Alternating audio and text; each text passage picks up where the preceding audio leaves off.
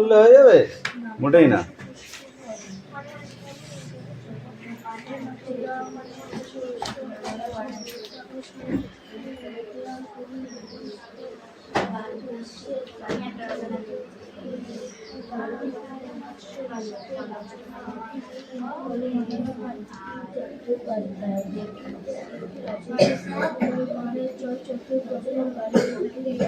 লেখো।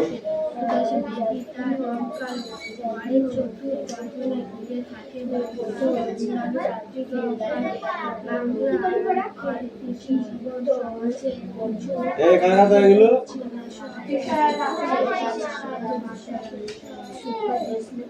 দেখে দেখে ঝেড়ে দিস তো সব।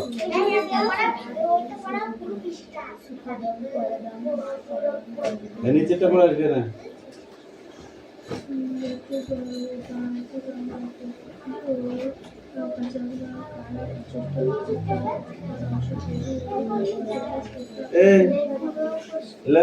অ্যাক্টিভিটি 11, ঠিক আছে? এই ড্যাশ কটা আর এখানে কি বলেছে ডেইলি স্পেস, ঠিক আছে? এইগুলো যেটা ডেইলি স্পেস আছে সেগুলো গোল গোল করতে হবে। তাহলে নিচে তার পৃষ্ঠা উল্টা ওটা পড়ে আসবে পরে পেজ।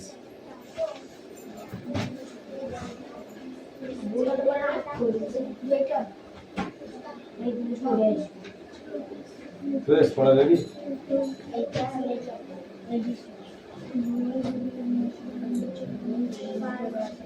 এই না হেলান দিস না।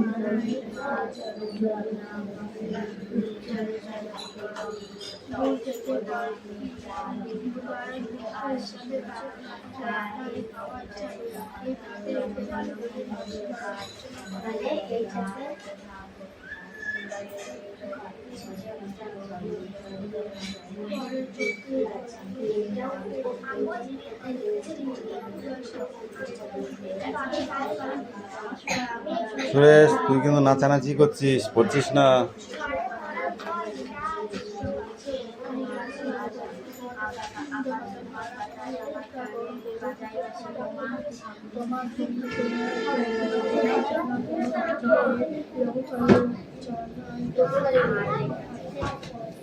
বাঁকুড়া জেলার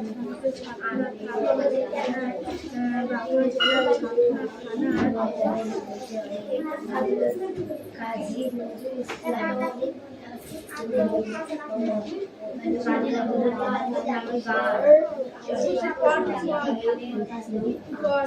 ঠাকুমার কাছে ঠাকুমা ঝুলিতে কেটেছিল একটি ঘটনায় ঠাকুমা ঝুলিয়ে যাচ্ছি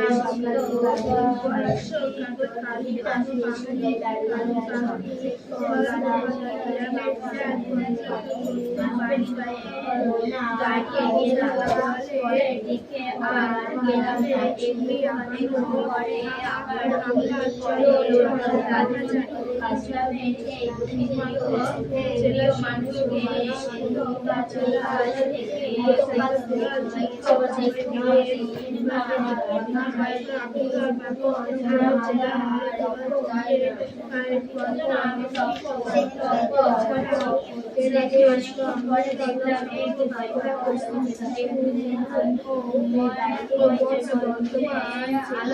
দাঁড়িয়ে আছে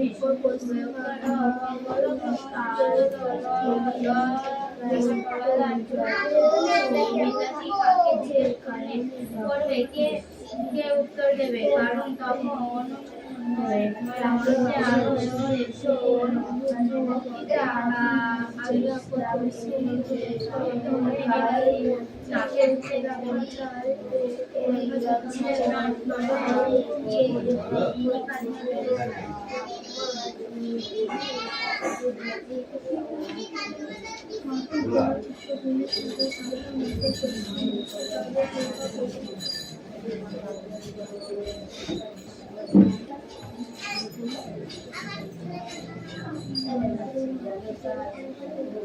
নেগেটিভ এটা এসটি আর এটা এস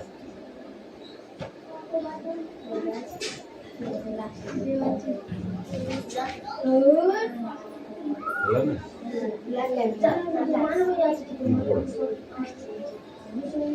একটা ছোট করে এটা করবো ট্রাই করবো আচ্ছা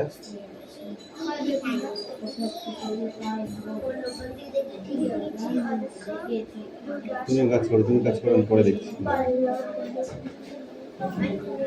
এই পড়ো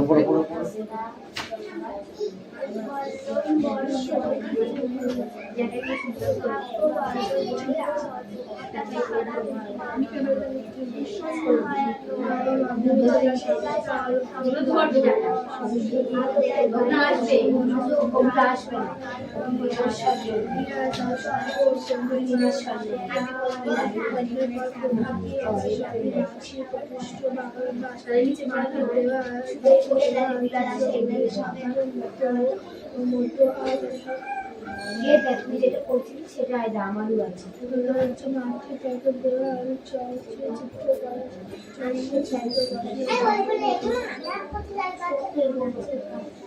গাড়ির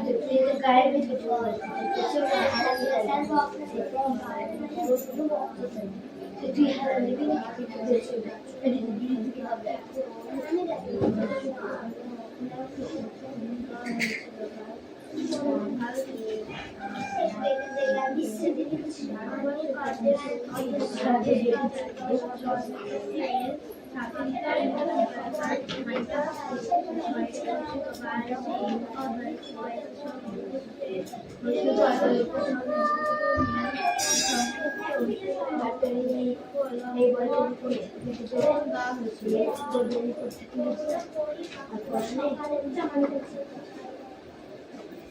সকালে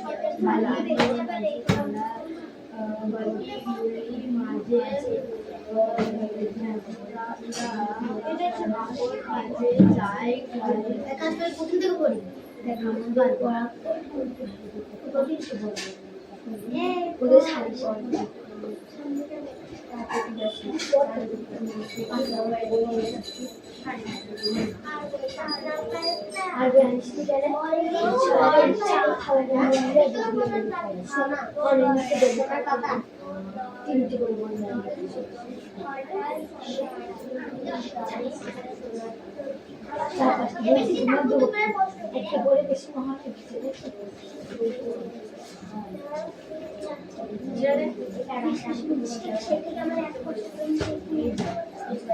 আর ওই পড়ার ভাইটা একটা করে বই না খালা তুই কি বলছিস কোনটা বার ঠিক করে বল সারা না খালি কোন বল এ দুদিন পড়াই না দিয়ে তো এইটা পড়া এ কালকে সারি কেমন হই কি পড়া পড়া করে না এটা আজকে জিনিস আমি কারোর সকাল সকাল দেখা যায় হ্যাঁ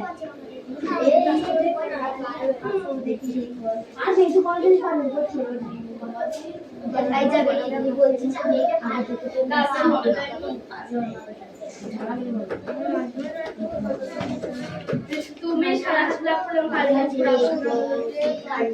কি নাম লিখবে তার সেই লাগবে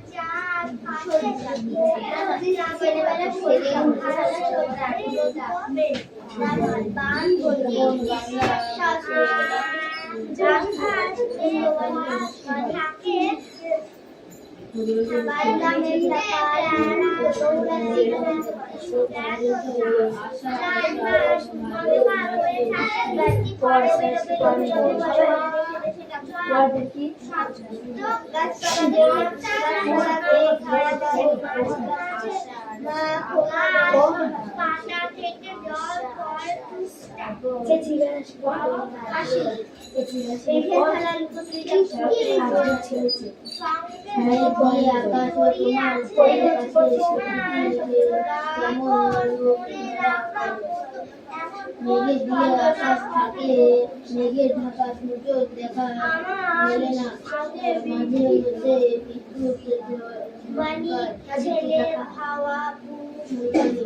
দেখা যায় চারপাশ হয়ে থাকে, কখনো কখনো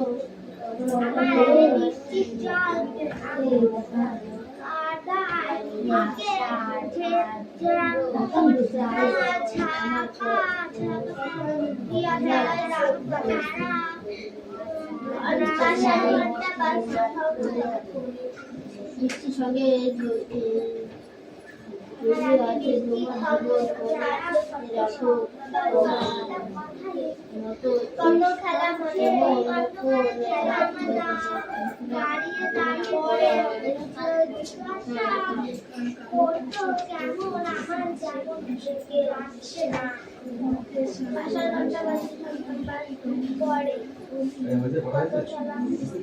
রেডি করতে সারাদিন লাগে তখন তো আপনারা রেডি করবেন।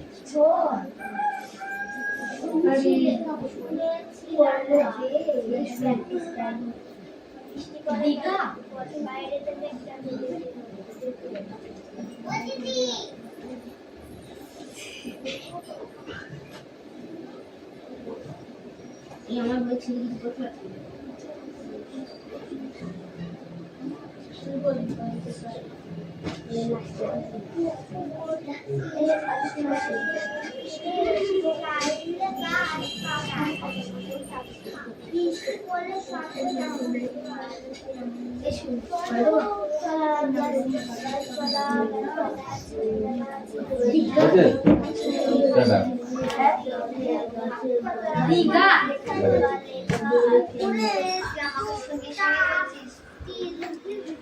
বলো দেখি মিটমিটে কে হবে?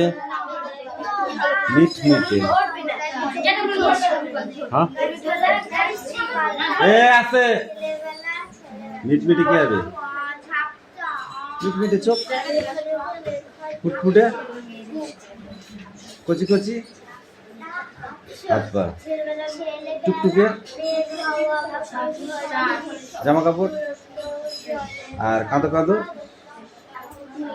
গলা কাঁদো কাঁদো গলা। হিংসুটি তার দিদির খাবারের দিকে তাকিয়ে তাকিয়ে হ্যাঁ করে ড্যাশ কেঁদে ফেললো না হেসে ফেললো না খেয়ে ফেললো? কেঁদে ফেললো। তারপরে বলো, সে একটা ডান্ডা দিয়ে ধাঁই ধাঁই করে পুতুলটাকে ড্যাশ আদর করলো, মারতে লাগলো না স্নান করালো? হ্যাঁ, মারতে লাগলো। সে ড্যাশ আনন্দে দুঃখে রাগে গড় করতে করতে চলে গেল। হ্যাঁ, রাগে শুনে ড্যাশ মানে হিংসায় ভয়ে না করুণায় হিংসুটি বুকের মধ্যে ধড়াস ধড়াস করতে লাগলো। হিংসায় ভয়ে না করুণায়, কোনটা? ভয়ে।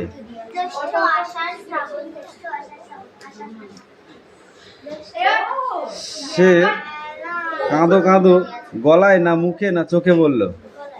গলায়।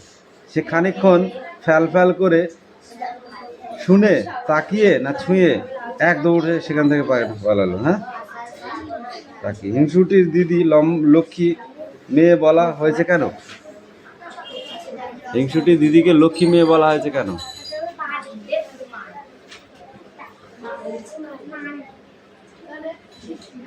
এইগুলো পড়ে আসলে 5 ভাগে প্রতিদিনই বড় মার খায়।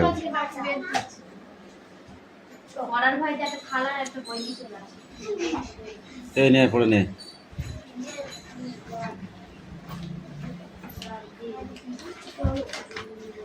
দে বল। সকালে বিকালে কবু, এটা তো বল। তারপর তারপর কি?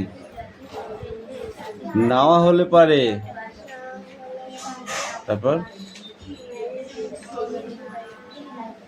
এই লাঠিটা দে তো। আমি পড়িয়ে দিচ্ছিলাম। হাতছাড়া আমি পড়িয়ে দিচ্ছিলাম। তখন আমি কি বলেছিলাম? যে তোকে আমি প্রত্যেক দিন বলি যে তুই পড়া না পারলে আমাকে এসে বলবি যে স্যার আমার হচ্ছে না, আমাকে একটু বলে দাও। বলেছিলি আমাকে? বল, বলেছিলি? কেন কেন বলিসনি? কেন বলিসনি? কেন বলিসনি? চুপ করে ওখানে বসে আছিস। কাউকে তুই জিজ্ঞাসা করেছিলি যে এটা আমি পাচ্ছি না? বলেছিলি? কেন বলিসনি? বলবি এবার? বলবি না?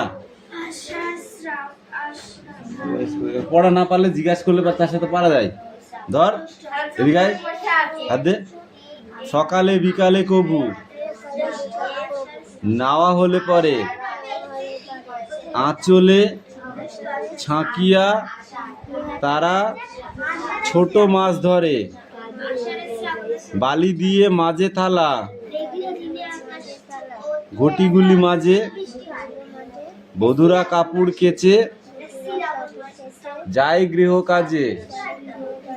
সকালে বিকালে কবু, নাওয়া হলে পরে, আঁচলে ছাঁকিয়া তারা ছোট মাছ ধরে, বালি দিয়ে মাঝে থালা, ঘটিগুলি মাঝে, বধুরা কাপড় কেচে যায় গৃহ কাজে। না গো, মুখস্থ করো। যখন না পারবে আমার জিজ্ঞাসা করে যাবি। এই ক্লাস 7 বই দাও। Stand up.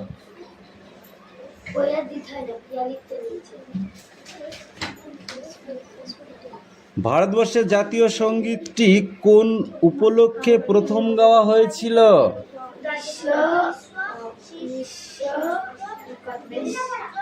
1911।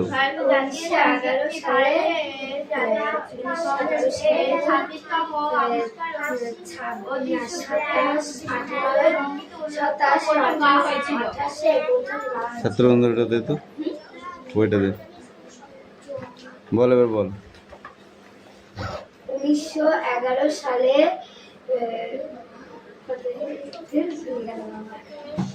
ভারতবর্ষের জাতীয় সঙ্গীত। ভারতবর্ষের জাতীয় কংগ্রেস এর 26তম বার্ষিক অধিবেশনে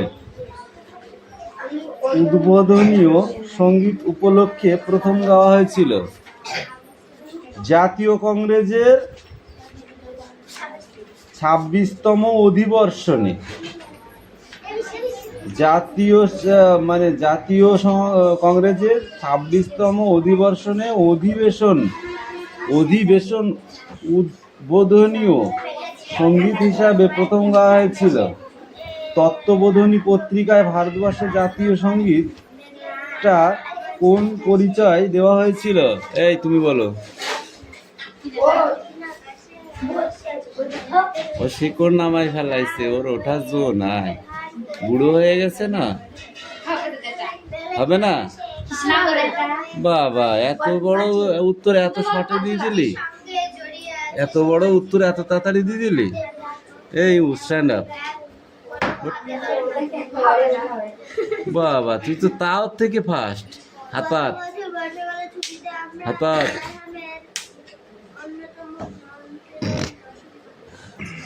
বল, রবীন্দ্রনাথ জনগণমন যে ইংরেজি নামকরণ করেছিল সেটি কি?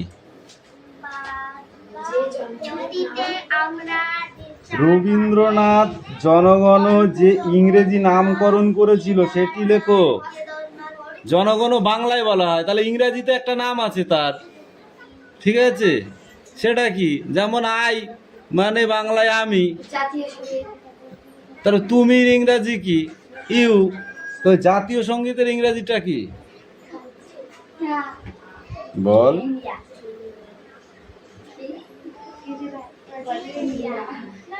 The morning song of India.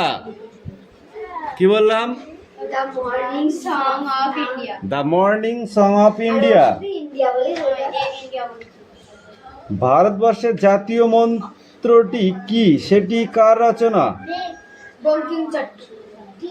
ভারতবর্ষের জাতীয় মন্ত্র হলো বন্দে মাতারাম। এই গানটি লিখেছিলেন সাহিত্য সম্রাট বঙ্কিমচন্দ্র চট্টোপাধ্যায়। শুধু বঙ্কিমচন্দ্র বললে যে বঙ্কিমচন্দ্র কি তোর ক্লাসমেট, ক্লাস ফ্রেন্ড তোর? তাই বলছি শুধু বঙ্কিমচন্দ্র। সম্মানীয় ব্যক্তিকে সম্মান দিয়ে কথা বলতে হবে, এটা হচ্ছে শিক্ষিত মানুষের ধর্ম। ওকে, তুমি যে এতদিন মূর্খ ছিলে, এখন ক্লাস 7-এ উঠে পড়েছো মানে। চট্টোপাধ্যায় আরেকটা গান লিখেছে, সেটা হচ্ছে বন্দে মাতরম। হ্যাঁ, যেটা কথাটা আমি বলছি শোনো ভালো করে, নইলে কিন্তু মানুষ তোমাদের ঠকাবে। ক্লাস 7-এ উঠে পড়েছো মানে তুমি শিক্ষিতর খাতায় পড়ে গেছো, তুমি আর অশিক্ষিত নেও, ঠিক আছে? চোখ থাকিতে অন্ধ কাকে বলে? না, এই বইটা, হ্যাঁ এই বইটা তোমাকে দেওয়া হলো, ঠিক আছে? তোমার চোখ আছে, আমার চোখ আছে, তুমি এটা বলতে পারলে না। কাজী নজরুলের গান এখানে লেখা আছে। সুরেশ দেখবি সিনটা, দেখবি চোখ থাকতে অন্ধ, দেখবি। এই সুরেশ ওঠ, বানান না করে বল এটা কি লেখা আছে।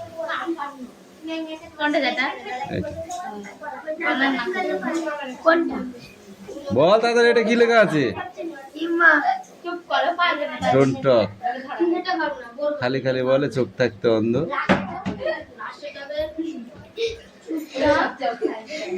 বুঝতে পেরেছিস কেন চোখ থাকতে অন্ধ?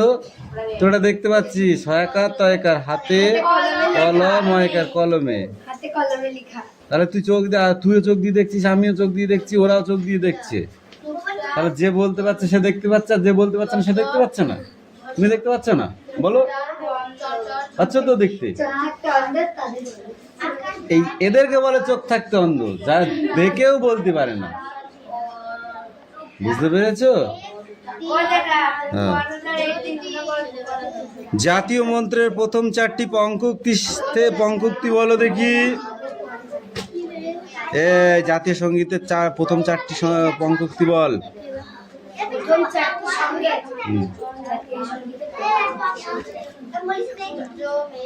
বৃষ্টি কথা কম বল।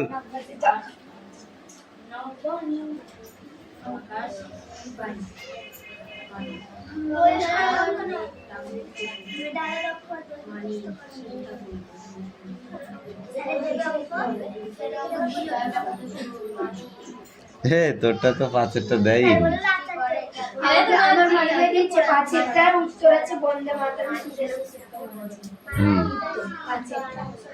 জাতীয় সঙ্গীত টিকাটা বল দেখি তুই।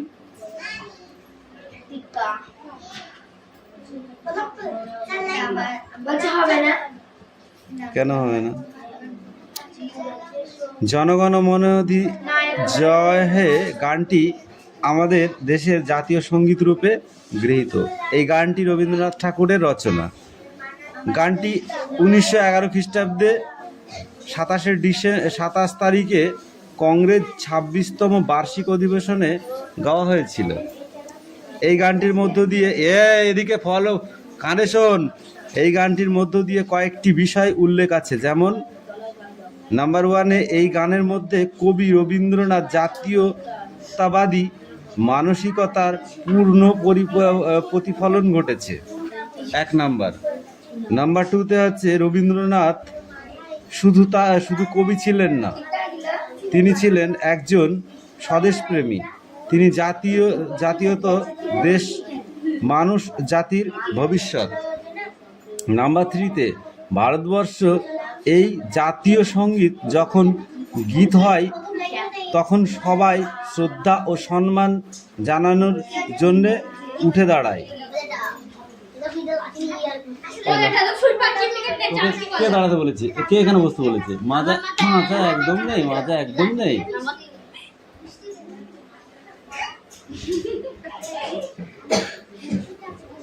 তাহলে জাতীয় সঙ্গীত এইগুলো দেশের জিনিস, এইগুলো তো সারা জীবন মানুষের, তত তোদের পরীক্ষায় আসবে বলেছে, এগুলো সাধারণ মানুষের জানা দরকার।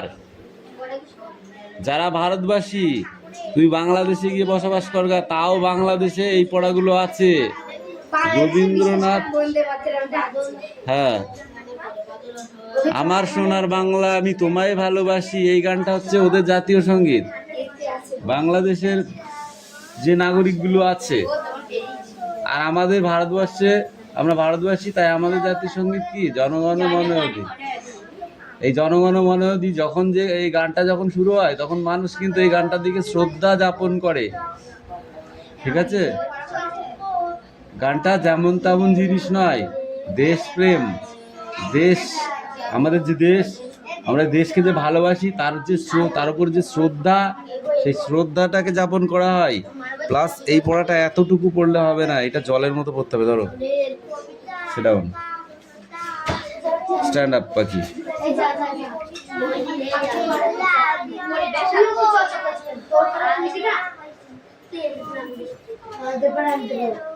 এই বলো সুরেশ। দেয়াল চিত্র এঁকে থাকেন সাধারণত গ্রামের পুরুষ, মহিলা না বালকেরা? কারা? হ্যাঁ, বাহ বাহ বাহ, তুই কটা আলপনা দিস?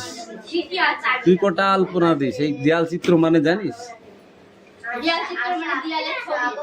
হ্যাঁ, আলপনার ছবি, যেটা আমরা আলপনা বলি। মানুষ পুজোর সময় দেয় না? পুজোর সময় দেয় না? দেয়, মা, ঠাকমা, কাকিমারা দেয় না? দিদিরা? তোমার না থাকো আর একজনের আছে। এই তুই বল বাকি। মূলত বৃত্তাকার, সরল, রৈখিক না জ্যামিতিক আকার আশ্রিত বর্ণমালায় রচিত হয় সাঁওতাল দেয়াল চিত্র। সাধারণত মাটি থেকে 6 ফুট, 4 ফুট না 8 ফুট পর্যন্ত উচ্চতায় চিত্রটি বিস্তৃত হয়। বাবা, কপুট। এবার বল দিনি, এই মাটির রং ঈষৎ হরিদ্রাভ, এই মাটির রং ঈষৎ সাদাটে।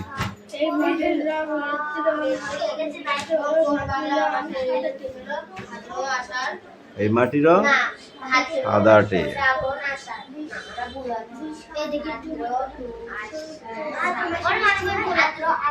ক্লাসমেট, ক্লাস ফ্রেন্ড তোর, তাই বলছি শুধু বঙ্কিমচন্দ্র। সম্মানীয় ব্যক্তিকে সম্মান দিয়ে কথা বলতে হবে, এটা হচ্ছে শিক্ষিত মানুষের ধর্ম। ওকে, তুমি যে এতদিন মূর্খ ছিলে, এখন ক্লাস 7-এ উঠে পড়েছো, মানে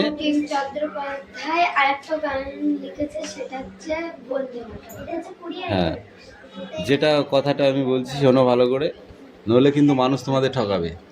ক্লাস 7-এ উঠে পড়েছো মানে তুমি শিক্ষিতর খাতায় পড়ে গেছো, তুমি আর অশিক্ষিত নেও, ঠিক আছে?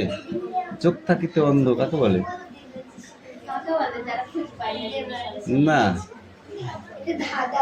এই বইটা, হ্যাঁ, এই বইটা তোমাকে দেওয়া হলো। ঠিক আছে, তোমার চোখ আছে, আমার চোখ আছে, তুমি এটা বলতে পারলে না কাজী নজরুলের গান। এখানে লেখা আছে সুরেশ।